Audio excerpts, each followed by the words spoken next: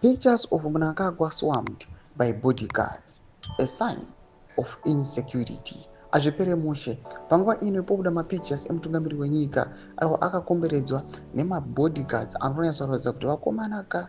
Panguva inoi aiwa zvinombotaurwa nevanhu zvichinzi mukaona chingoma chiya choririsa ka chinenge chichida kuparuka ndozvatakuona panguva inoi. Right now these guys they are now insecure. Sana pinda mashuka mudanyura panapa panobva subscribe or like or on the bell icon.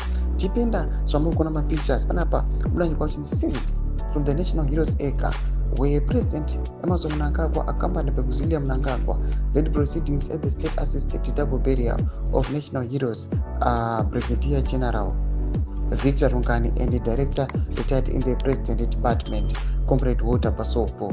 Vanoshowa these pictures aiwa mapicha ari kushamisa patiri kuona kuti sezvamuri kuona mutungamiri wenyika ari pakati muri kuona aiwa mabodyguards ake aiwa vanenge vakapfeka these suits vamuri kuona, but behind kumasuro muri kuona kune masoja vamuri kuona vakatosimudza pfuti vari kumasure amene vangani zvinyatsoratidza kuti all over the place aiwa pari surrounded nemasecurities anyatsoratidza kuti aiwa vanhu zvavo vangauya vachiuya vachizoona maproceedings ekuzoviga or to lay rest these late retired generals, but kunyatsoonekwa kunzi vanhu vakanyanya kuwanda pathis aiwa event vakanga vari aiwa mabodyguards pamwechete nemasoldiers aiprotecta mutungamiri wenyika. Eclearsen yazoratidza kuti aiwa pane maspeculations ekuratidza kuti aiwa these guys they are now insecure, hamene zvava kusvika mataxi room who or what, but the situation right now yadepictiwa yazoratidza kuti aiwa zvinhu aiwa is not fine, all is not well aiwa kupresident uko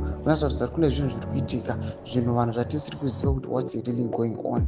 Tudze mafunguro enyu muri kudii pamusoro pechituko ichi? Mune comment section yedu mudze mafunguro enyu, subscribe or like, wachirondera on the bell icon.